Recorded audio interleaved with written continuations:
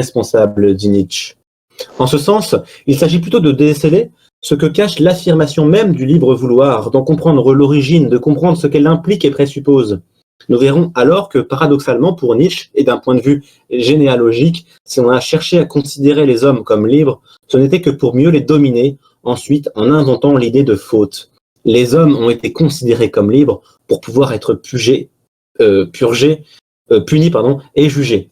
Cette idée tend à montrer que l'affirmation de la liberté n'a pour seule finalité que la recherche d'une culpabilité et que la perte de l'innocence de l'homme. Cet angle d'analyse nous permettra de comprendre la philosophie des valeurs qui sous-tend la philosophie de Nietzsche et nous permettra de comprendre que pour lui, la conscience morale s'enracine dans la cruauté.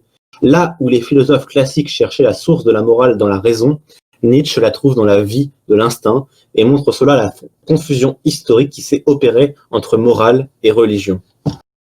Voilà. C'est magnifique, franchement, c'est beau, autant de mots pour exprimer pas grand-chose en fait sur le coup. Si, pour le coup, tu n'es pas obligé d'exposer à tout le monde que tu n'as rien compris. La pensée, en fait. Pour moi, tu vois, c'est une éjaculation de la pensée, l'écriture, et même les mots. Hein. Si tu regardes bien, la plupart de ce qu'on dit n'exprime pas vraiment réellement ce qu'on pense. Tu vois, je veux dire, ta pensée, elle est assez limitée. Je veux dire, si tu réduis ta pensée à des mots, c'est réduit. Enfin, tu vois, c'est réducteur. Tu penses en français, Nico? Écoute bien, et je vais te le refaire. Réduire sa pensée à des mots est réducteur. D'accord. Quand tu penses dans ta tête, tu penses avec des mots? Non, ça sert à rien. Non, je pense pas avec des mots. Voilà, oui, voilà. Tu vois dis-moi. Non, mais attends, mais non, c'est juste parce qu'on t'a conditionné sur certains trucs. Mais je veux dire, si t'étais un animal, tu crois qu'un animal, il a des mots? Ouais, vous êtes jamais content, c'est ça en fait. Ils ont un mode de communication et on transforme son mode de communication. Nos modes de communication sont des mots. Rien que notre voix intérieure, c'est notre voix. Est-ce que les mots peuvent arriver à matérialiser ou à verbaliser, enfin, tu vois, verbaliser, tu vois, juste verbaliser ta pensée, c'est pas mal, hein. Tu vois, franchement, j'aime bien le concept d'essayer de verbaliser des concepts. Tu vois, enfin, c'est ça la philosophie en fait. On est tous d'accord que ce mot peut essayer d'exprimer un truc comme ça, mais en fait, c'est une extrapolation de la pensée. Tu vois, regarde, c'est comme une racine. Tu vois, t'es un gros con, t'es un putain de noyau. Quand t'es né, t'es con comme un caillou, quoi. Hein.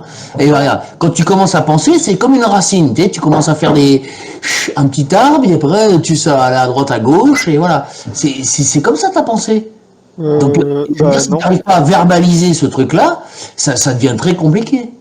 Mais dans le crépuscule des idoles, quand tu pousses la réflexion, il n'y a pas de mots qui peuvent dire ce que tu penses. Non mais en fait si, justement, on crée les mots pour pouvoir exprimer ce qu'on pense. Donc on pense avec les mots parce qu'on cherche. Oui, mais non, s'il n'y a pas de mots. S'il n'y a pas de mots, tu fais comment? Mais justement, en fait, si les mots ne servaient pas à exprimer la pensée et qu'on pensait pas avec des mots, on chercherait pas à les créer pour pouvoir exprimer la pensée. Mais si t'as pas le vocabulaire, alors attends, non, mais c'est complètement con. Ça veut dire que si j'ai pas le mot, je peux pas penser, en gros. Alors, que font ceux qui n'ont pas de vocabulaire quand ils sont confrontés à du vocabulaire qui exprime une pensée qu'ils peuvent avoir?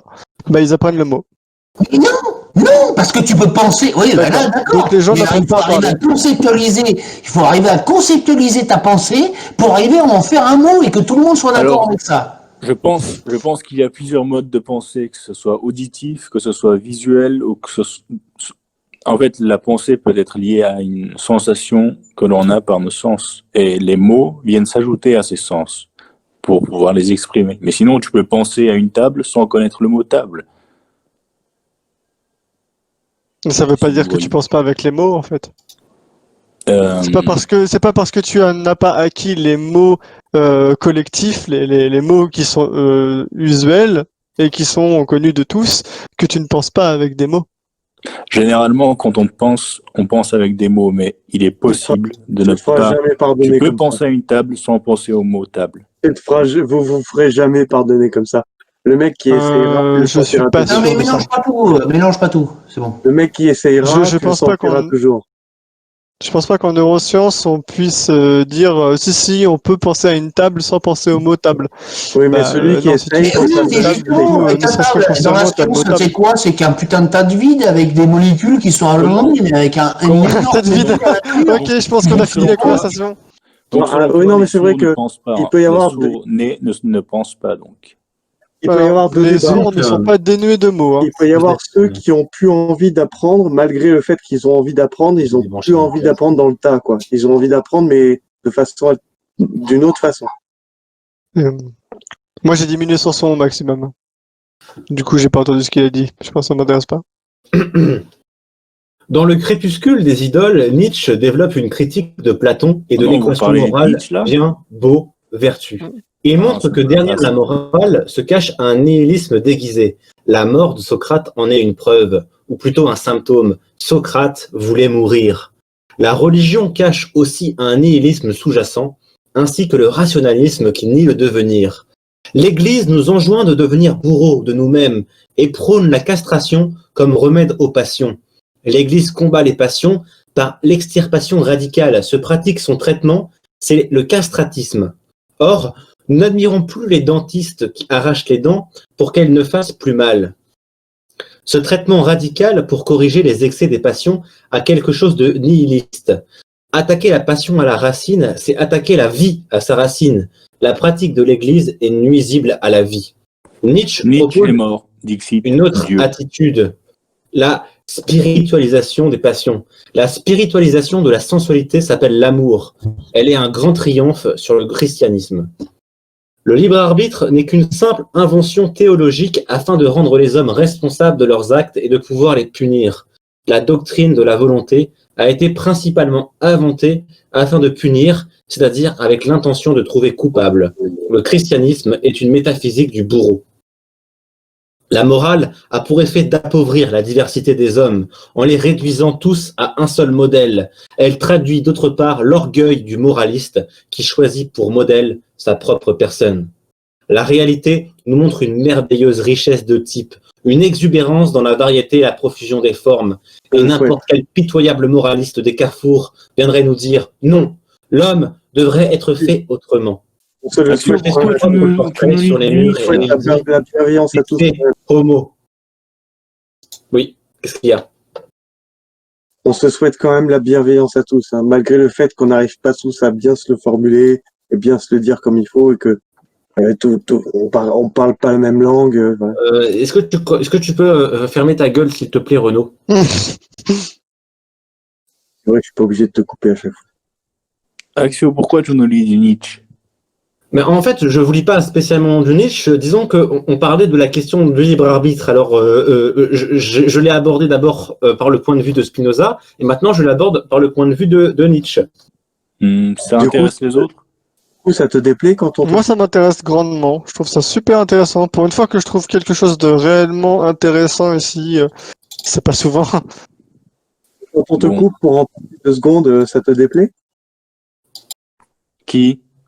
Non, quand on te coupe dans ton discours, dans ta littérature, pour en parler 2 minutes, ça te déplaît ou on peut quand même en parler 2 minutes et puis tu reprends la suite après? Non, mais on peut en parler avec plaisir, mais je veux dire, je laisse largement des moments de blanc après ma lecture pour qu'on puisse en débattre et en parler, bien sûr. Est-ce qu'on est obligé d'attendre tes moments de blanc ou est-ce qu'on peut te... disons que si tu parles pendant que je suis en train de parler, forcément c'est un peu chiant, quoi. Oui, j'avoue aussi, mais c'était pas le meilleur moment non plus. Le moraliste prétend juger le monde, les esprits prétendent dépasser ce qui est pour édicter ce qui devrait être. Or, un tel jugement de valeur est impossible. On fait partie de tout, on est dans le tout, il n'y a rien qui pourrait juger, mesurer, comparer, condamner notre existence, car ce serait là juger, mesurer, comparer et condamner le tout, mais il n'y a rien en dehors du tout. La morale s'oppose à la vie, morale et monde sont inconciliables, de là la nécessité d'un arrière-monde. L'idée de Dieu fut jusqu'à présent la plus grande objection contre l'existence. Nous nions Dieu, nous nions la responsabilité en Dieu. Par là seulement, nous sauvons le monde. Le philosophe doit donc se placer par-delà le bien et le mal, dépasser la morale et comprendre qu'il n'y a pas du tout de faits moraux. Nietzsche accorde une grande importance à l'art. L'ivresse du créateur, qu'il s'agisse de Et l'ivresse sexuelle, de la fête, la morale, tu le sais très bien, tu sais très bien ce de qui la est lutte, mauvais, ce qui de est la bon. cruauté, Vas-y, du arrête parfum, de l'alcool, de la parler. volonté, lui Arrête. permet de retrouver le sentiment de force accrue et de plénitude. Vous êtes trop L'artiste marrant. entre en résonance, loin de toute morale, avec le caractère tragique de l'existence. Sous l'emprise de ce sentiment, on s'abandonne aux choses, on les force à prendre de nous, on les violente. Dans cet état, tout devient pour l'homme la joie en soi. Vivre en artiste, c'est là un tout autre mode d'existence que le moraliste. Celui-ci a au contraire une façon de se comporter qui appauvrirait, amincirait, anémierait toute chose. Pour lui, c'est une nécessité de s'emparer des choses, de les consommer, de les rendre plus maigres. L'artiste cherche la beauté du monde. Il doit garder à l'esprit que c'est l'homme qui projette cette beauté sur le monde. De même, rien n'est laid, sinon l'homme qui se dégénère, ce qui rappelle de près ou de loin la dégénérescence, provoque en nous le jugement laid, chaque indice d'épuisement, de lourdeur, de vieillesse, de fatigue. Les nihilistes, les malades disparaissent souvent rapidement, mais l'agonie de certains est lente et ils ont le temps de créer des doctrines, christianisme, platonisme, dont ils empoisonnent le monde. Socrate seulement fut longtemps malade. Voilà. En fait, le texte est tellement dense qu'il y aurait des choses à dire sur chacun de ces phrases, sur lesquelles il y a pratiquement toujours quelque chose à redire, que l'on peut objecter. Par exemple, ce sont les hommes qui projettent la beauté sur la nature. J'en suis pas sûr. Je pense que la nature a une beauté en elle. En fait, c'est considéré que la beauté est un fait qui n'a rien à voir avec les humains, alors que concrètement, il s'agit de comprendre que la beauté est une notion humaine, c'est subjectif, ça correspond à nos idées, et parce que ça correspond à nos idées, à ce qu'on a identifié comme étant la beauté, alors on trouve ça beau, ou on trouve qu'il y a une absence de beauté dans telle ou telle chose. Mais fondamentalement, en dehors du jugement humain, les choses ne possèdent pas de beauté. Ça n'a pas de sens de dire que ça en possède. Je suis d'accord avec cet argument. Peut-être qu'on pourrait parler en termes d'harmonie mathématique ou je ne sais pas. L'harmonie mathématique n'est pas une beauté, ce n'est pas parce que les humains trouvent l'harmonie mathématique plutôt belle, en tout cas pour tout ce qui est scientifique, mathématicien en l'occurrence, que cela signifie que l'harmonie mathématique, c'est quelque chose de beau. Alors, si l'on parle purement du sentiment agréable de la beauté, alors oui, c'est ce que l'on ressent, en tout cas, on peut croire que ce sentiment est exclusif aux humains, mais... c'est surtout que la beauté est une reconnaissance. C'est une reconnaissance d'un état de quelque chose. Que ce soit par les humains ou par un autre être vivant, il faut que ce soit reconnu par un certain référentiel. Sans référentiel, la beauté ne peut exister. Que l'on projette cette beauté alors que c'est un ressenti. Parce qu'en fait, on la projette parce que c'est notre notion de la beauté qu'on projette sur les choses alors qu'elles n'en possèdent pas réellement. C'est nous qui leur attribuons. C'est ça, cette idée de projeter la beauté qu'on trouve aux choses. Non, mais ça reste un choix. Je sais pas. Moi, je n'ai pas fait ce choix. Je reste moi-même. Je n'ai pas fait ce choix de changer à ce point-là.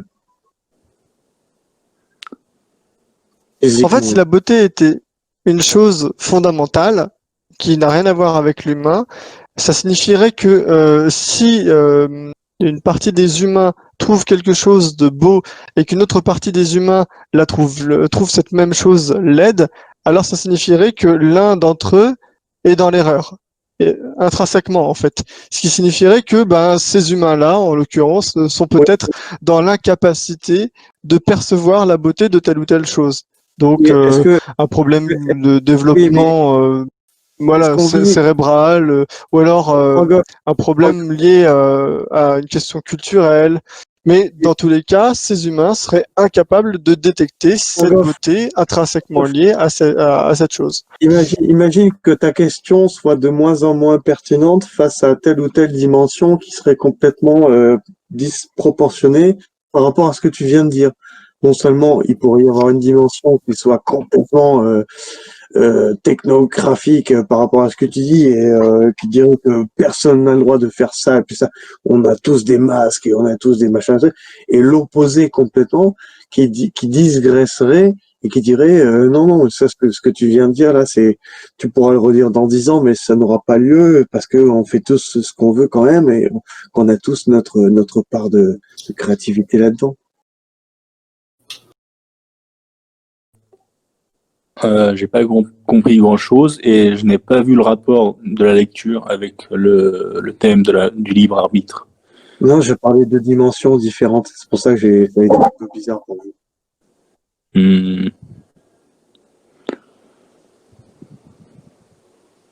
C'est de nouveau, hein. Dimensions différentes. Axio, tu as vu le rapport du libre arbitre avec le libre arbitre et ta lecture? Je vais vous mettre une petite image pour vous rapprocher de ça. Une fractale. Vous savez ce que c'est qu'une fractale? C'est quelque chose qui se reproduit à l'infini, qui est tout petit et qui se reproduit à l'infini.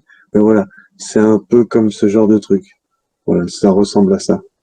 Quand ça se passe bien, quand c'est bien conceptualisé, c'est de A à Z que c'est bien formé, comme une entité qui ne se ment pas à soi-même, qui est droit dans ses bottes et tout, hop, bah, il peut concevoir dans sa tête ce genre de fractal. Quand tu vrilles un peu dans ta tête et que tu es soucieux et tout ça, tu n'arrives plus à ce genre de phénomène. Là, tu penses à d'autres choses plus fragmentées. Juste, moi, je trouve ça bizarre. Vous parlez libre arbitre, mais on est en plein couvre-feu. L'arbitre, il a rien de libre. Il est confiné. Tu te calmes de suite sur le canon de ton micro, s'il te plaît? Je sais pas si ça va durer ce genre de truc. Tu joues avec un taser, non? Il pourrait que la loi martiale entre en jeu, mais combien de temps et pourquoi faire?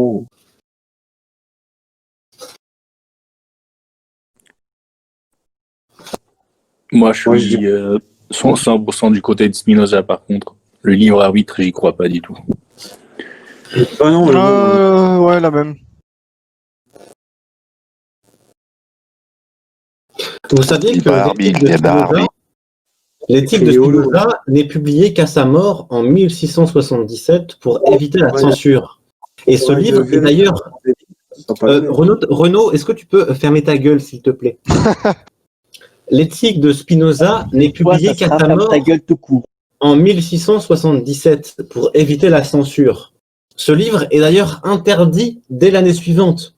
Il développe ses idées à la façon des mathématiciens en faisant s'enchaîner des propositions rigoureusement détruites les unes des autres. Dieu, la liberté, les passions sont examinées tour à tour pour élaborer une nouvelle définition du sage. Vous vous rendez compte quand même que c'est un livre dont les idées ont été considérées comme tellement puissantes qu'on l'a interdit. Alors que c'est juste fondamentalement un livre qui s'attaque au concept de libre arbitre. Bah ouais, je crois qu'il a été excommunié de sa communauté juive, je crois. Bah ça c'est possible, ça je savais pas, mais si c'est le cas... Tout ce qui est interdit à l'heure actuelle est bourré d'informations, si on peut en croire ce qu'on peut en penser.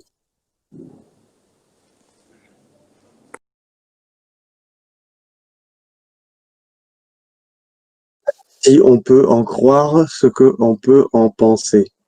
Non, c'est dur, hein, cette phrase. On peut en croire ce que l'on peut en penser. C'était quoi la fameuse phrase sur le déterminisme de Spinoza déjà? Les hommes se croient libres parce qu'ils ignorent les causes qui les déterminent, c'est ça que tu parles? Ouais, elle est tellement courte, tellement belle et tellement vraie. On dirait la formule d'Einstein. C'est perspicace, hein. C'est vrai qu'elle a quelque chose d'assez fantastique. Et c'est comme une estomac, ça te porte atteinte directe, là. T'as pas compris ce qui t'arrive. Ouais. C'est déjà passé.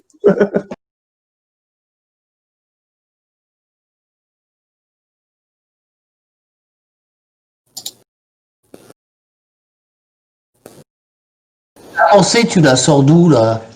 Je veux dire, c'est ton putain de petit cerveau, là, qui s'est agité et qui a fait que... Axio, je t'entends plus, là.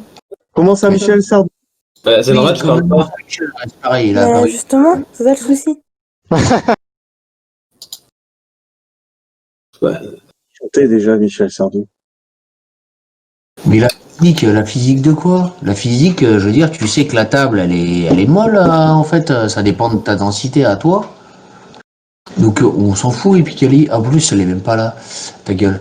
Donc, Non, j'avoue, pour être plus guère, j'avoue, la densité est importante. non, mais on s'en fout, là. Je veux dire, tu peux bien penser tout ce que tu veux. Je veux dire, c'est que des mots. C'est que des mots qui ont été essayés. T'as essayé de conceptualiser. Attends. Je veux dire, avec ton petit cerveau d'être humain, t'as essayé de conceptualiser. Il y a même des gens qui se sont fait chier pendant des années et tout.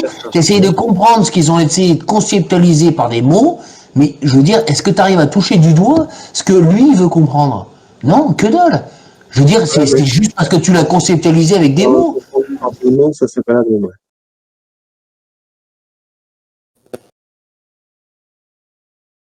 Je veux dire, ta densité de pensée, là, elle est de quoi? Tu peux penser n'importe quoi, je viole ta sœur, voilà, tu sais, ça y est, t'arrives à mentaliser, ben voilà. Eh ben, est-ce que t'arrives à mentaliser la conceptualisation du monde de Nietzsche, voilà. C'est bon, au bout d'un moment, il faut essayer de...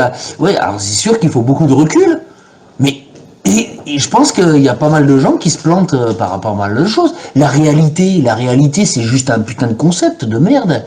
Tu sais, je veux dire, c'est juste parce qu'on est enfermé dans la matière, on est englobé dans un putain d'amas de cellules à la con, d'après ce qu'on nous a dit, et voilà. Voilà. Et ça, Maintenant, on te met une claque, on va aborder le sujet du point de vue de ses opposants. On va écouter ce qu'on va dire aussi les opposants au libre arbitre. Et on va commencer par Descartes. Voilà. Le libre arbitre, et tu l'as déjà très bien dit, Axio, tout à l'heure. Le libre arbitre, c'est juste un concept aussi, c'est pareil. T'as une optionnalité de choix.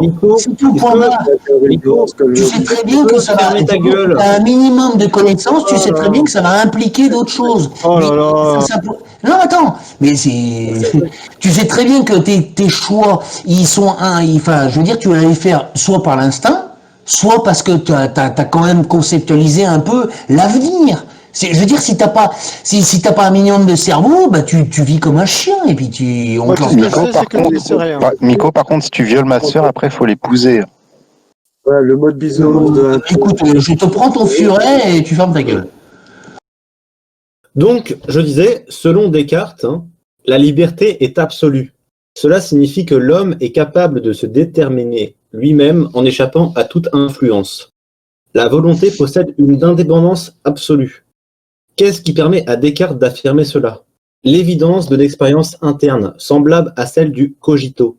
Il est si évident que nous avons une volonté libre qui peut donner son consentement ou ne pas le donner quand bon lui semble, que cela peut être compté par une de nos plus communes notions.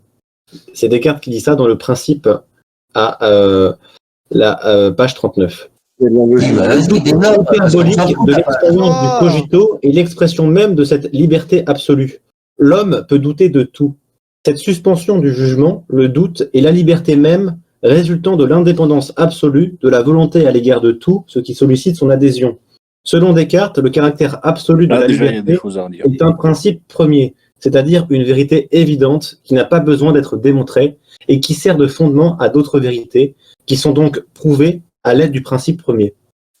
De soi. Ouais, en gros, c'est l'entassement de persuasion, en fait, qui fait que ta réalité... Là, ce que dit Descartes, grossièrement, c'est j'ai raison, j'ai rien pour l'étayer, mais croyez-moi, parce que la première règle, c'est j'ai toujours raison, et la deuxième règle, c'est en cas de problème, référez-vous à la première. Voilà, c'est ça exactement. Autant Descartes a pu être un génie sur certains sujets et a été un personnage très, très intelligent et en avance sur pas mal de choses, autant là-dessus, il dit full merde. T'as l'impression qu'il a été payé par les Je te rappelle que pour Descartes, les animaux étaient des machines... Ah oui, mais il a dit des conneries. Il était très intelligent, mais il a dit tellement de conneries aussi. Voilà, c'était des mecs il y a 300 ans, les gars. Respect, quoi. Déjà, son premier. T'as pas l'impression. Non, attends, je veux dire, ça, tu peux le prendre, hein. Le mec, il a écrit ça il y a 300 ans. Je veux dire, je suis sûr qu'il y avait 400 ans, tu pourrais essayer de réfléchir à peu près la même chose. C'est beaucoup de mots qui ne servent à rien, si tu regardes bien. Parce que finalement, ils te donnent pas la vérité. Ils te disent pas. Tranquillement, sereinement, avec beaucoup d'amour. Parce qu'on a beaucoup plus de conscience et de cervelle qu'ils en avaient alors. Même s'ils étaient poètes en veux-tu, en voilà, nous aussi, nous sommes poètes à l'heure qu'il est, et nous aussi, nous avons... Ton libre arbitre, attends, je veux dire, le sujet, c'était le libre arbitre. Le libre arbitre, regarde, un élan de pouvoir faire mieux de nos vies, et nous ne sommes pas que des déprimés, que des alcoolos et que des machins trucs. Voilà. Et ben tu vois bien que le libre arbitre, il est assez... Regarde, même toi, Renaud, je veux dire, ton libre arbitre. Je veux dire, si tu pouvais refaire ta vie avec le libre arbitre que t'as, enfin, tu vois, on pense le libre arbitre comme le monsieur il a dit là, hein, voilà. Eh ben, est-ce que tu crois que ta vie elle serait vraiment différente? T'as pas l'impression qu'il y a des moments charnières dans ta vie où le libre arbitre, tu sais, tu vois, il y a quand même une charnière où putain t'as fait des conneries et voilà, ça y est, hein, voilà. Mais tu peux pas revenir en arrière. Donc le libre arbitre, il est pas infini. Oui, si tu pourras toujours choisir du côté où tu vas, comme une racine. Voilà, peut-être tu vas essayer d'être un peu intelligent comme une racine ou comme un bout de champignon qui se balade là où il faut. Mais au bout d'un moment, il faut que tu aies une logique pour aller vers le mieux. Sinon, tu stagnes et tu vas te rester comme une merde et tu... Enfin voilà, je sais pas, je vais faire ma gueule, allez, c'est bon. Donc tout à l'heure, vous saviez, je disais que du coup, la notion de libre arbitre avait été popularisée par un prêtre. Et donc là, justement, je vais expliquer un peu plus en détail l'histoire du libre arbitre. Alors, le libre arbitre est un pouvoir absolu de décision. Le libre arbitre est un cadeau divin. La notion de libre arbitre est née avec le théologien saint Augustin au IVe siècle. Ce dernier cherche à comprendre comment le mal est possible sur terre alors que Dieu existe. Saint Augustin est le libre arbitre.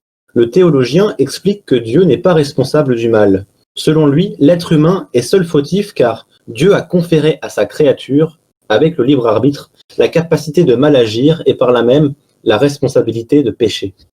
Augustin fait l'hypothèse de l'existence d'un libre arbitre qui permet d'expliquer l'existence du mal sur terre. Le libre arbitre nous vient donc de Dieu. Si nous nous en servons pour faire le mal, Dieu n'est pas responsable car nous avons le choix. Le libre arbitre est un don divin qui offre à l'être humain la capacité de choisir entre le bien et le mal. Ce n'est que de cette manière qu'une morale est possible, sinon aucun choix moral ne serait possible. Donc voilà.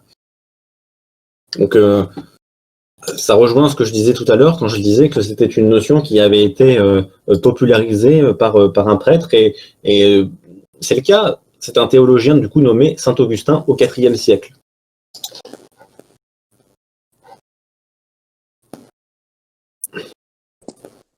Ouais, je sais pas si certains sont d'accord avec ce théologien, mais ça me semble bien absurde. Je pense que, il n'y a même pas besoin de détailler ici. Toutes nos décisions sont prédéterminées par les conditions qui font ce que nous sommes, ce que nous désirons et tous les choix que nous allons faire. Si nos choix ne sont pas déterminés à l'avance par une influence, alors comment choisit-on? J'ai déjà crié, donc je vais refermer ma gueule. Ah, il y a un bruit qui est dégueulasse là. Déjà, le fait de dire que... T'as un problème de micro, je crois. Juste le fait de dire qu'il y a une liberté absolue dans nos choix, c'est faux. Pour faire un choix avec une liberté absolue, il faudrait que nous ayons toutes les informations concernant ce choix et tout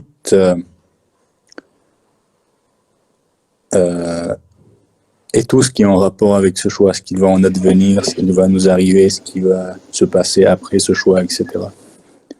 Qu'est-ce qu'on va faire de notre vie? Qu'est-ce qu'on a envie de partager avec les autres?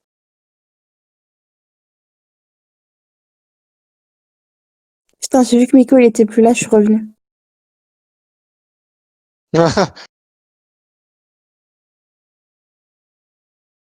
C'est une question à con qui fait rigoler tout le monde au premier abord, mais véritablement,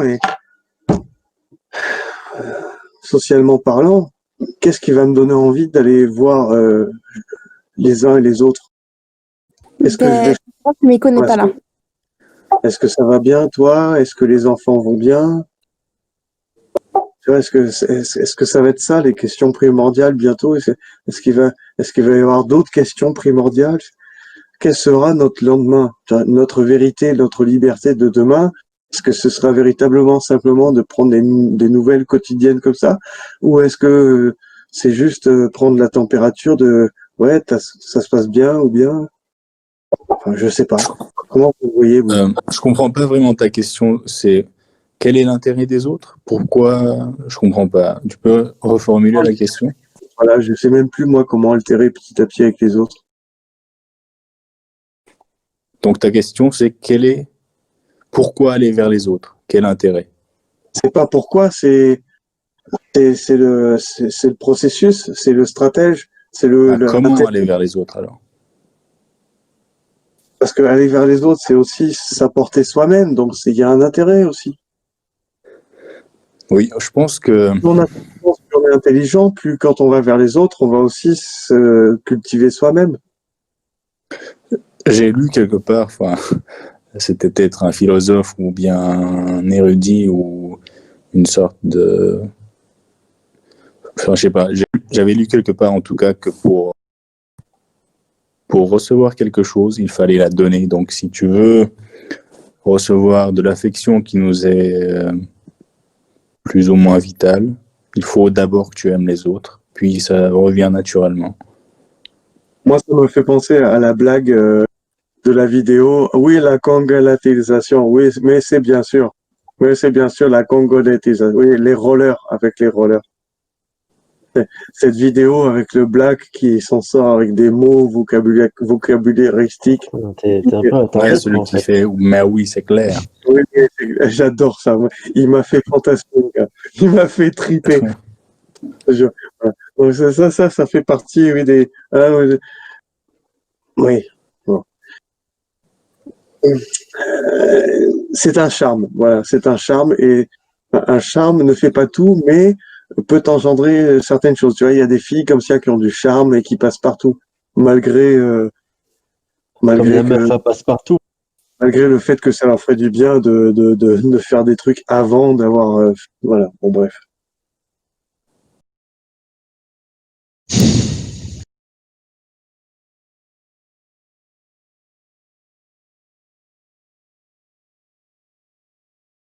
Mais moi, je les aimais bien, ces filles, quand j'étais petit. Elles étaient toutes mignonnes et tout. Puis après, elles sont parties. Je les ai plus jamais revues. Non, on voit pas vraiment de quelle vie tu parles.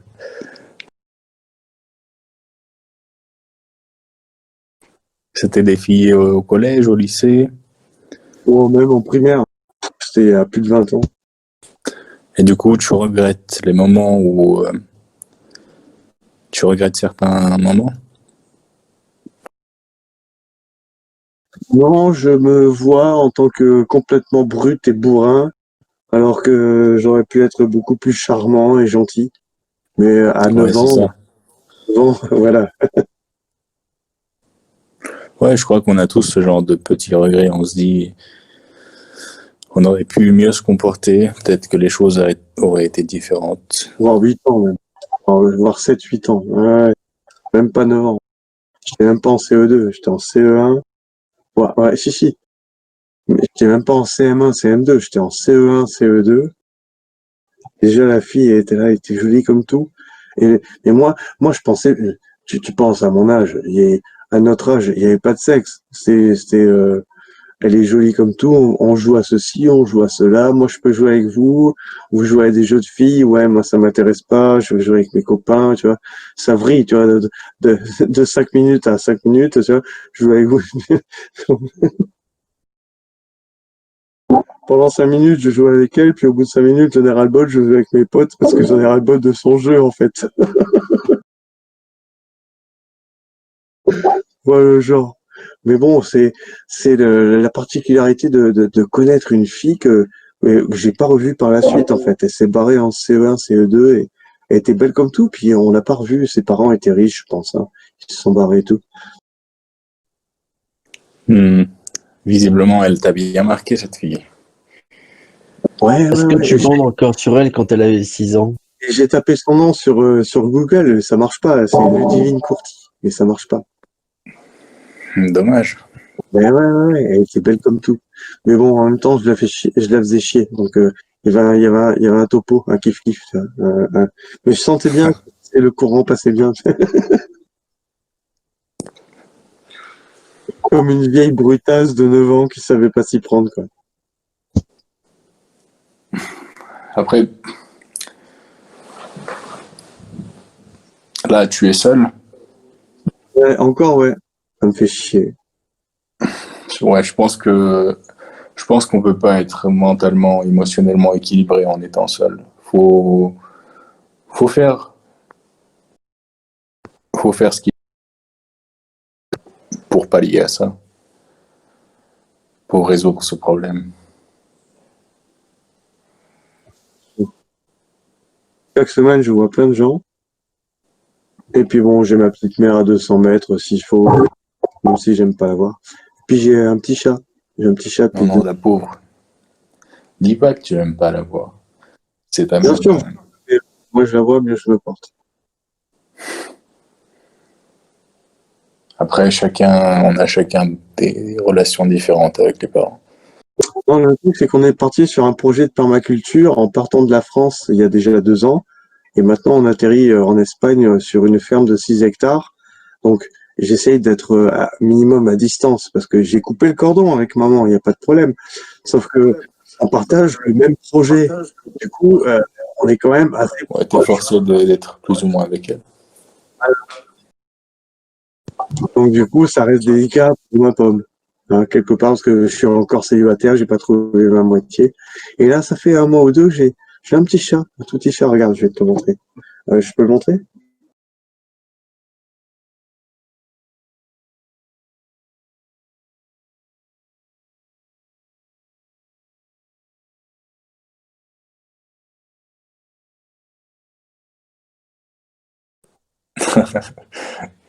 C'est vrai qu'il est mignon.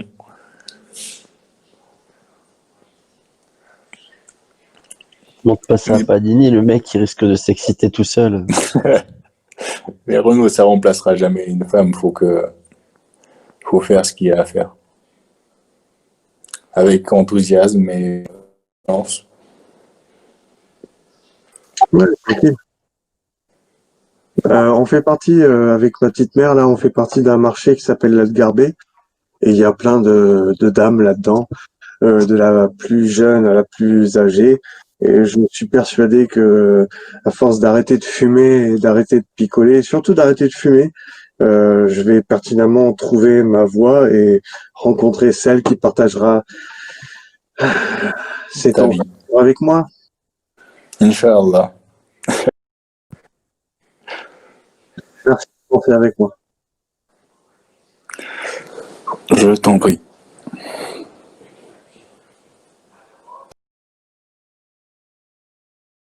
Mais je sais pas encore avec qui. Ah, elle est jolie. En tout cas, elle, ce que j'ai vu aujourd'hui, elle a des yeux bleus. Oh, elle est jolie comme tout. Et je vais lui dire, hein, la prochaine fois, je vais lui dire, comment tu t'appelles déjà? J'ai oublié. Voilà. Et ensuite, j'ai envie de te dire que je te trouve très jolie. Tu as un charme fou. Ouais, voilà. Je voulais te dire que, non, pas comme ça, mais un peu direct quand même. Et après, j'enchaînerai. Comme tu l'as dit là tout de suite, ça semblait. Si tu le dis avec ce ton-là, je pense qu'il y a des chances. Faut pas que ce soit juste midi. Bon, moi, Renaud, je vais être très franc avec toi. Tu es quelqu'un de bizarre, naïf, et malheureusement pour toi, je suis désolé de te le dire, mais à moins d'une handicapée mentale, tu ne trouveras personne et tu resteras sûrement célibataire pour le restant de tes jours. Faut que tu l'acceptes, c'est comme ça. Je veux dire, la femme, quand tu vas te dire ça, c'est pas vrai. Elle va juste dire c'est qui se taré, elle va se barrer. C'est tout. Faut être honnête. Non, je vais demander si elle a des enfants. Pas les gens. Je vais demander si elle a des enfants déjà. C'est vrai, je te dis les choses de manière honnête.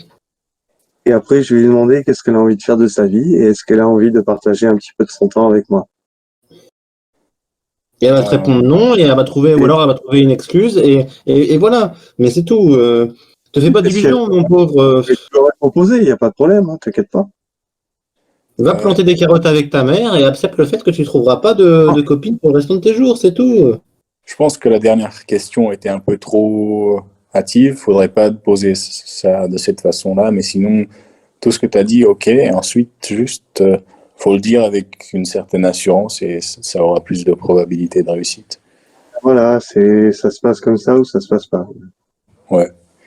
Et dans tous les cas, il y aura mieux, t'inquiète pas. Faut toujours espérer. Sans espoir, il y a rien en fait. Si tu espères pas, c'est juste la mort. L'espoir d'abord, toujours, quoi qu'il arrive. L'espoir, c'est un concept qui est quand même assez étrange, je trouve. Mais tu lui fais espérer une chose qu'il n'aura jamais, puisque il va pas se mentir. Si tu Sinon, fais c'est rien. complètement taré, il est complètement weird, il est complètement bizarre, il ne trouvera pas de meuf, ou alors une meuf comme lui, quoi. Et à ce moment-là, il faut pas que Pas Renault un jour, 2, le retour. Quoi qu'il en soit, sans espoir, oui, c'est certain qu'il n'y aura rien. S'il y a un espoir, il va faire ce qu'il a à faire, arrêter de fumer, arrêter de boire, faire des pas vers Voilà, pour c'est augmenter ça. ses chances. Voilà. Voilà, lui, il a compris. Mais il faut Putain, que tu comprennes surtout que tu mourras seul avec ta mère et que c'est comme ça, c'est ton destin. Et Ta gueule, c'est- ta gueule. Toi, t'as pas coupé le cordon encore. Axio, ta Axio, gueule. j'avoue, ferme ta gueule, Axio. Ce que tu dis, c'est Ta vraiment gueule, pas. toi.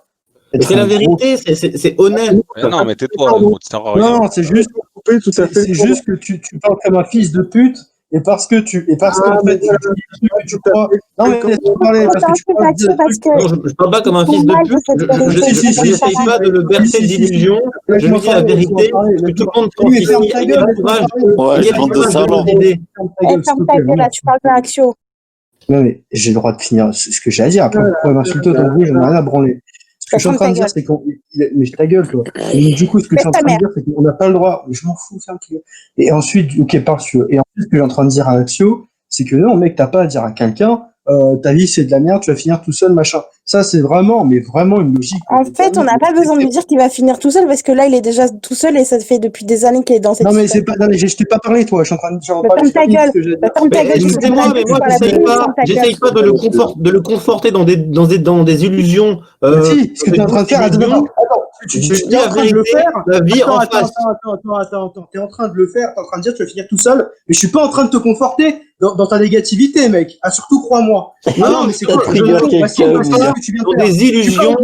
Tu parles d'illusions, mais ce que tu es en train de dire, là, c'est complètement illogique. Donc, tu fermes ta gueule, merci. Non, c'est pas illogique. Justement, je ne le conforte pas. Je pense que tu n'as pas compris, tu n'es pas en capacité de comprendre ce que je dis. Je ne le conforte pas dans des illusions complètement fantasmées. Mutez Axio, les modos là. Pourtant, ils sont en couple. Aussi, alors, Papette. Les modos. Non, mais après, je pense que ce que tu essaies de dire, c'est de la manière dont il fait les choses, c'est pas la bonne manière. Dans ce cas-là, tu l'aides. Genre, tu vas aider les gens. Tu leur donnes des solutions logiques. Tu leur dis pas ta vie c'est de la merde. Tu leur dis il y a telle et telle solution en fait. Non mais je lui dis pas sa vie c'est de la merde. Non, je lui dis pas sa vie c'est de la merde. Moi je l'aide en lui disant la vérité. Tu vois, moi je n'essaye pas de le conforter comme je le dis dans des illusions débiles. Moi je lui dis la vérité en face. La vérité brute. J'aimerais bien avoir ce travail. Et au lieu de l'aider, de lui dire tu vas faire ça et ça pour l'aider, toi tu lui dis non mais t'es une merde, t'es un peu, tu vas continuer à boire. Alors tu lui dis dans l'hypocrisie, c'est-à-dire que tu essayes de l'aider en apparence mais t'en penses pas bien. Ça sert à rien. C'est qu'en fait c'est pas le fait que tu sois hypocrite. En fait ça sert à rien. En fait, je vais citer Maître Gims, même si je l'aime pas du tout, je me dis que c'est de la merde. Il a dit un jour, c'est pas parce que tu dis la vérité que t'as raison. Là, t'as pas raison. T'as pas raison. Tu dis ça la vérité. J'ai raison parce que moi je lui dis la vérité brute. Je l'aide en lui disant les choses réelles. Non, ferme ta gueule. La raison, c'est un livre dans ta vie. C'est le bien commun, c'est la société. Donc c'est le fait de venir en aide aux autres. Là, t'es personne. Je l'aide. Moi, justement, je pense que vous faites le contraire de l'aider en le laissant de l'espoir, en le laissant se conforter dans des illusions totalement douces et limpides. Le problème de ta logique, c'est que toi, de manière introvertie, tu vas voir les choses sur le long terme de manière introvertie et tu vas calculer le fait qu'il va se manger un ventre, donc tu vas lui dire, joue pas cette carte, mec. Je joue pas cette carte. Sauf que tu vas pas lui dire, ah non, ferme ta gueule, toi, l'autre, tu sers à rien. La meuf, là, je peux pas le défendre, ferme ta gueule. Donc, ça va être méchante, hein. Vraiment, tu dois être super intelligente, je sais pas, je connais pas ta vie, mais ferme-la pour une fois. Donc, du coup, mais en gros, juste, au pire, où tu l'aides, où tu lui dis, vas-y, même s'il se trompe, même, il va se remettre en cause. Parce que mieux vaut qu'il ait essayé et qu'il ait pas de regrets dans sa vie. Exactement. Plutôt qu'il ait pas essayé et qu'il se dise toute sa vie, putain, je l'ai manqué, j'aurais pu. C'est bon, on le sait tous. C'est bon, on le sait. On le sait. Axio, les gars, il faut juste qu'il se fasse mieux, en fait. C'est-à-dire qu'on est tous d'accord, en fait, de base. Non. Effectivement. Oh non. Au pire, moi je pense que la meilleure stratégie, c'est qu'il change son approche, on lui donne des liens qu'il a. Non, mais la meilleure stratégie, c'est de lui dire ce qu'on pense de façon claire, et après, voilà, c'est juste ce que Axio pense. Il est pas obligé de s'arrêter à ça. Par contre, Axio n'a aucune responsabilité.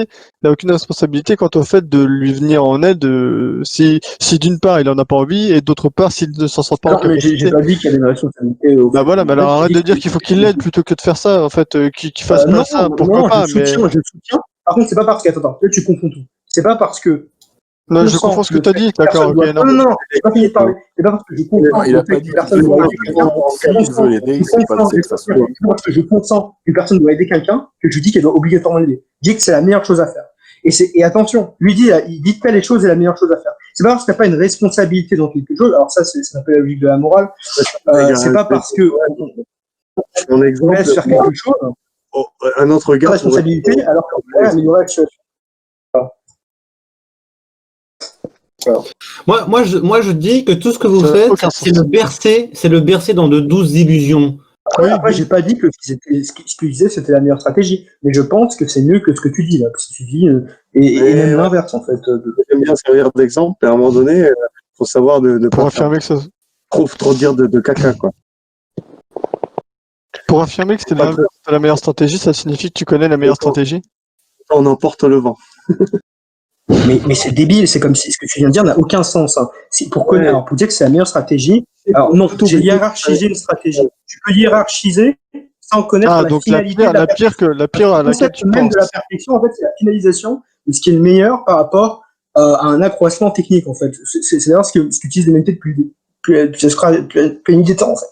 En fait, c'est incroyable. C'est pas parce que tu hiérarchises quelque chose et que tu dis quelque chose qui est supérieur à quelque chose d'autre que tu connais la perfection, ça n'a aucun sens. Non mais en fait tu viens de nommer le pire, donc ça veut dire que c'est la situation la moins élevée dans la hiérarchisation que tu viens de faire.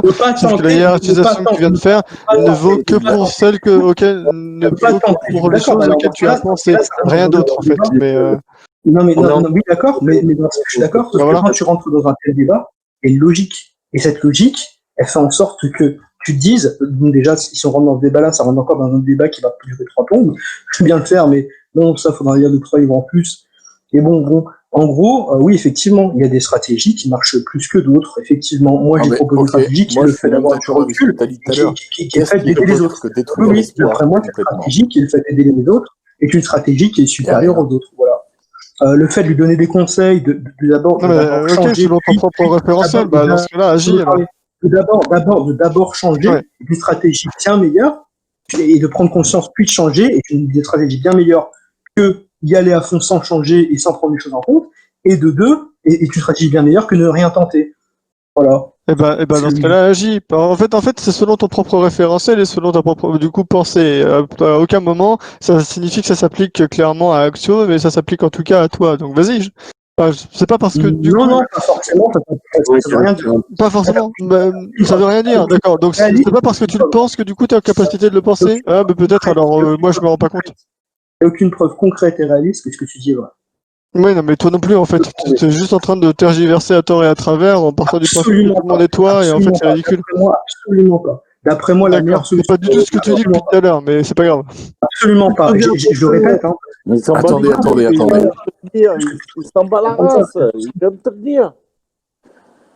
J'ai l'impression que Goff titille sur des petits détails. Je ne comprends pas ce qu'il veut dire. Ah, mais je pense que peut-être tu comprends très bien ce que je veux dire. C'est juste que du coup.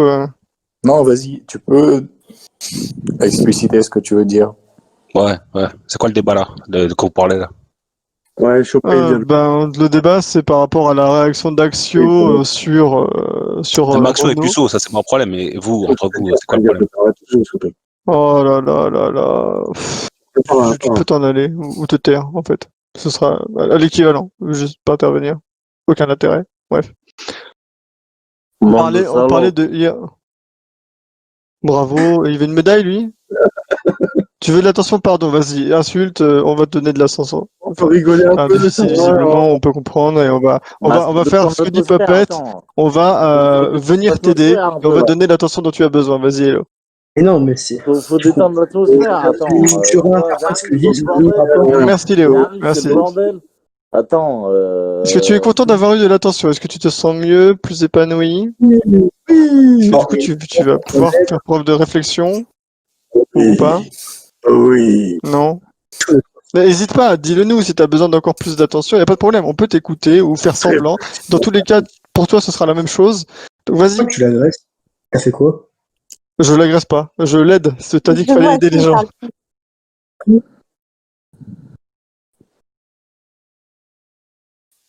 Ah putain, mais sérieux, mais je suis sûr que t'es une fausse merde en fait. T'es juste un putain de truc là, tu vois, t'es sur Discord, t'sais, la putain de bouche là qui ressort tout là. Vous savez que c'était généreux. Il y a la disposition. Parle de ta mère, la fils de pute.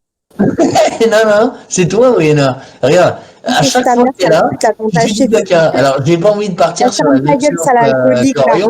Ferme-la, déchet, tu sers à rien. C'est la raïsaïe de merde, tu te fais voler de la pute. Par des putains d'enfants qui t'envoient acheter de la pute. Ferme-la, t'es un déchet, tu sers à rien. Paradis. Bonne année, hein. Tu bosses aux impôts, je suis sûr que t'es tellement conne que tu bosses aux impôts, quoi. Je veux dire, t'es le genre de mec qui va brûler dans ton bureau, toi, dans pas longtemps. Par contre, je vais le garder. Je suis certain que t'es tellement conne que tu bosses aux impôts. Alors ça, c'est magnifique. Alors, tellement conne que tu bosses aux impôts. Ok. L'intelligence de Miko, son paroxysme. La violence. Mais non, mais ça m'a les gens qui sont violents, c'est... Putain, on est 20, genre, vas-y, venez. Nous, on se crache pas dessus, nous, on discute. Genre, wesh, allô. Bah, fallait pas venir commencer à cracher sur les gens, alors, je veux dire, à un moment donné, faut être accord avec ce conseil. Moi, je crache ce conseil. D'accord. Bon, Axel, là, tu pars en le vocal, là, c'est n'importe quoi. J'avoue, c'est n'importe quoi, mais à un moment donné, moi, je peux pas trouver le monde. En plus, c'est ramené avec tous ses potes alcooliques, là, ils ont foutu le zub. Non, c'est pas alcoolique, samedi soir, Paris, il y a que ça à faire, tu vois. J'ai plus du coup avec des potes, arrête de parler d'alcoolique.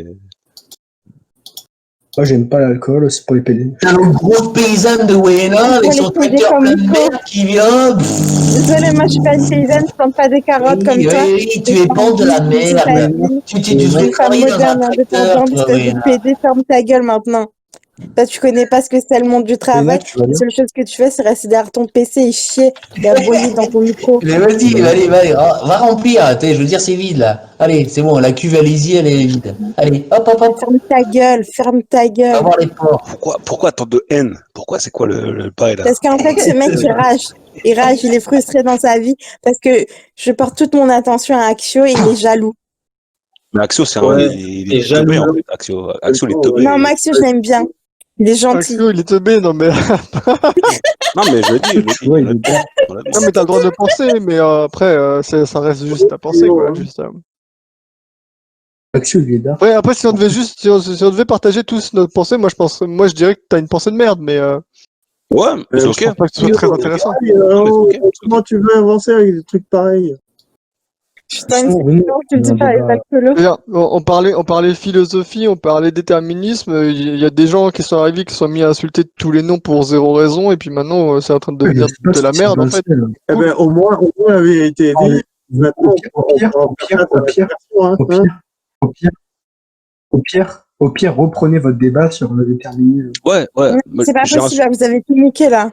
Non, mais j'ai insulté personne. Pourquoi les gens s'insultent? Vas-y, reprenez votre combat, tranquille. Justement, après avoir abordé le point de vue de Descartes sur le libre arbitre, je voulais parler du point de vue de Schopenhauer. T'insultes à Axio. De manière succincte en plus, puisque finalement le point de vue de Schopenhauer est assez proche de celui de Spinoza et de Nietzsche, puisque lui aussi lit le libre arbitre. Pas d'extrême droite. Ah, mais laissez-le parler. Et donc, je disais, la philosophie telle que la comprend et la pratique Schopenhauer est une chasse aux illusions.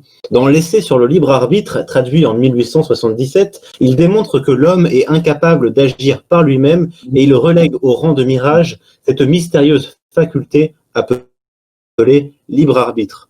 L'homme est prisonnier de lui-même, la seule liberté dont il puisse disposer est une reconnaissance approfondie de soi. Leçon que Freud, qui avait bien lu Schopenhauer, retiendra et qu'il appliquera sur un plan thérapeutique.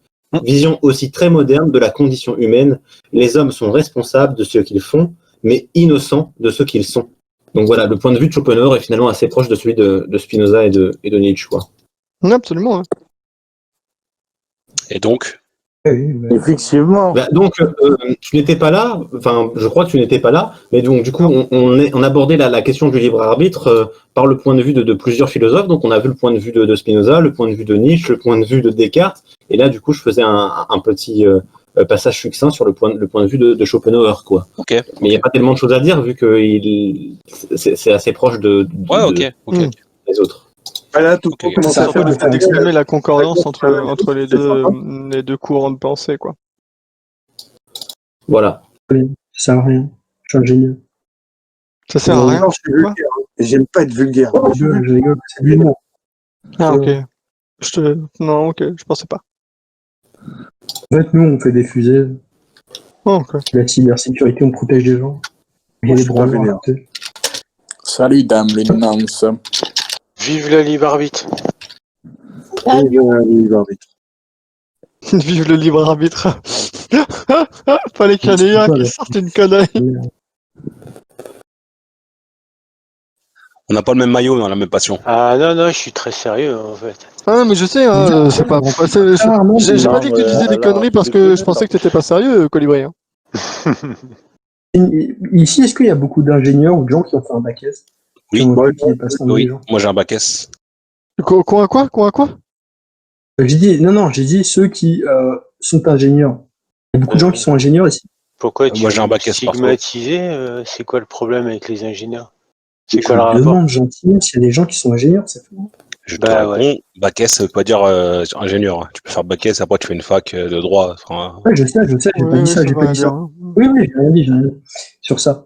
J'ai pas dit que ça avait un lien. J'ai dit que j'ai juste demandé. Non, mais j'ai même pas le brevet, frère. Moi, j'ai commencé des études d'ingénieur, mais je les ai pas terminées, donc je suis pas ingénieur. J'ai l'impression qu'il y a peu d'ingénieurs. C'était l'école de bonheur. Hein. T'as poursuivi les études, mais tu les as pas rattrapées. Le truc avec ingénieur, c'est qu'il y a la vie derrière qui est pas forcément voulue pour tous, quoi. Attends, qui a posé la question sur le bac S ingénieur là? Popette. Tu fais quoi, moi? Non, mais t'as plein d'ingénieurs qui sont cons. Hein. Non, mais Popette, t'as fait quoi, Popette? Ça valide de la mémoire, ça valide de la connaissance, mais enfin, l'intelligence... Non, mais Popette, t'as fait quoi, toi, du coup? C'est pas gagné. Hein? T'as fait quoi, du coup, toi, Popette? Bon. Tu fais quoi? T'as fait quoi comme étude? Ah, ouais, ingénieur. Ok. Ah, voilà, tu vois? En quoi? C'est ce qu'on disait. Nice. En quoi, Popette? Il y a un domaine, quand même, être ingénieur, c'est pas la portée études de métro en suspens. Quoi? D'ingénierie. Être ingénieur, c'est pas la portée de tout le monde ne peut pas l'être. Donc ils ont quand même une forme d'intelligence au-dessus de la nôtre. Non. Mais toi, en fait, Lunance, tu penses ça parce qu'en fait, tu es issu de l'ancienne génération qui était très peu qualifiée et les gens qui faisaient des études à ton époque, ils étaient rares. Donc c'est pour ça que tu as une vision un peu noble. Peut-être les ingénieurs. Alors, juste pour te dire, les ingénieurs, je crois, c'est moins de 10% de la population. Ah oui. Mais moi, j'ai pas eu le choix, il a fallu que je travaille pour bouffer, c'est tout. Un bac plus 5, attendez, et un bac plus 5, attendez, bac plus 5, c'est moins de 12% de la population. Et ingénieur, je crois, c'est moins de 5%, un truc comme ça.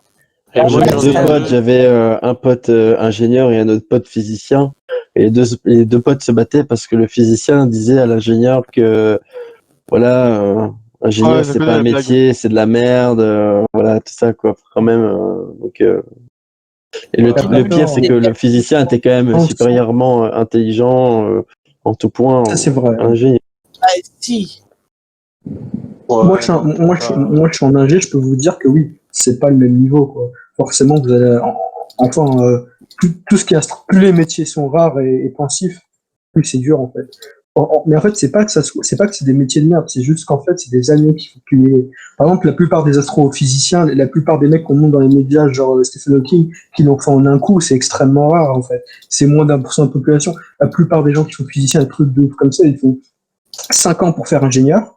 Ensuite, ils font 5 ans dans une grande école, encore 5 ans. Derrière, ils travaillent, ils voient pas de femmes, du coup, ils se font chier comme des merdes. Donc, c'est ce que je vais faire pour ensuite devenir physicien. Mais les gars qui sont les 1%, c'est des cas rares. C'est-à-dire qu'ils viennent il y a 90% d'entre eux que j'ai rencontrés, c'est des gens qui viennent de grandes familles très très riches. Le papa, il est... non, pas forcément, non. De quoi il parle? Ah putain, si tu savais, le fameux pote physicien que je connais, il n'est pas du tout issu d'une famille noble. Oui, non, mais ça prouve rien, ça prouve rien. C'est une famille comme les autres.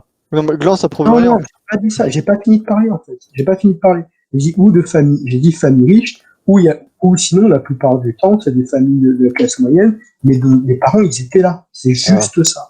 D'accord. Mais ceux qui ont jamais redoublé, ceux qui ont les très très grandes écoles, et ceux qui sont physiciens d'un coup. Parce que même ceux comme Idriss Aberkan, qui ont, ou même, comment il s'appelle, là, le médecin, là, le chinois, j'ai oublié son nom, le coréen. Chinois ou coréen? Mais il parle, stop. Non, mais franchement, j'ai quand même envie de vous raconter l'histoire de ce mec parce que c'est quand même assez, pour moi, c'est quand même assez intéressant pour moi parce que le physicien, je l'ai rencontré, j'étais dans mon lycée à l'intérieur et je le voyais en train de tourner autour d'un arbre, tu vois, et je savais pas ce qu'il faisait, tu vois. Alors moi, je suis sorti, je lui ai parlé, je dis, mais mec, qu'est-ce que tu fous, tu vois? Il me dit, ouais, moi j'ai des problèmes psychologiques et je suis obsédé par les nombres, tu vois. Et du coup, ce mec, il était à la fois quand même assez incroyable et assez intelligent. Et ce mec, c'était un putain de forcené en ce qui concerne l'astrologie, l'astrologie, qu'est-ce que je raconte? L'astronomie, pardon, etc., ouais. La physique, etc. Et franchement, ce mec, c'était quand même un cas à part. Je peux poser une question? Ouais, moi, je me posais la question, ces personnes qui font des années d'études, du coup, vous commencez un métier à 30 ans, mais alors vous cotisez pour votre retraite, vous travaillez jusqu'à quel âge? Ta gueule, toi, t'as pas de retraite, c'est bon. 60, Lunance. 60. Ah, il y a quand même un truc qui est pris en compte, que vous avez fait beaucoup d'études. Et vous avez le mec en question, je vais te poser la question, ouais, mais comment tu fais pour être... comment tu as fait pour avoir autant de diplômes, etc., tu vois? Il m'a dit, de 1, c'est la passion, et de 2... J'avais pas terminé. Monsieur Blanc, il y avait Lunance qui était en train d'essayer. Non, il avait fini. Il y a Monsieur Blanc qui a coupé Poupette et il y a Lunance qui a coupé Monsieur Blanc, donc on va pas en sortir en fait.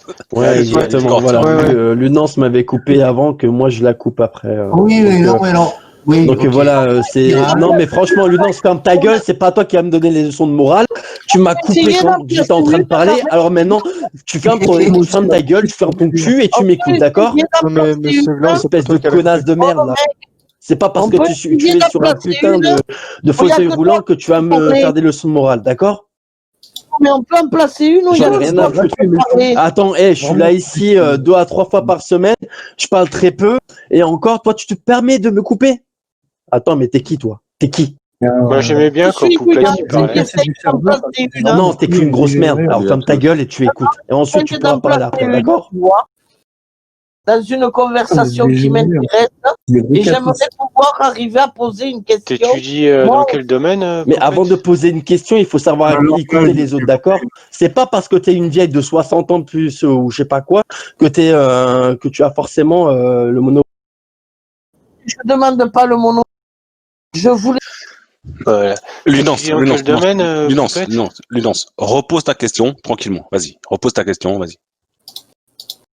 Allô, Poupette. Elle a encore muté, Lunance. Allez, mute. Ah bah non. C'est qui l'enculé? Il y a Gland et Lunan qui se sont fait muter. Ah oui, les deux ont été mutés, donc sur le coup. C'est blanc, en même temps, ils ont cherché la merde, ils se disputaient comme des cons. Ah oui, non, mais c'est chiant d'entendre des gens s'insulter à tort et à travers alors qu'on essaye de discuter de quelque chose. Coupez le langage, les gars. J'avoue, respectez-vous un peu, sinon je vais me casser du cerveau, parce que j'avoue, on dirait des cassos. Exactement. Mais non, mais vous parlez, vous insultez entre vous, c'est les gars. Insultez-vous à MP, à la limite, on s'en rend. Ouais, voilà, c'est ça. Genre, vous savez, j'ai envie de me barrer. On peut se pourrir la gens comme ça. Mais attendez, vous savez comment je vois des gens comme ça, engager des gros cassos. Insultant, quoi. Je me dis, vous êtes des gros alcooliques de merde. On peut peut-être, ça suffit. On essaye d'avoir une discussion, donc inutile de continuer à les insulter de cassos. Ça portera rien.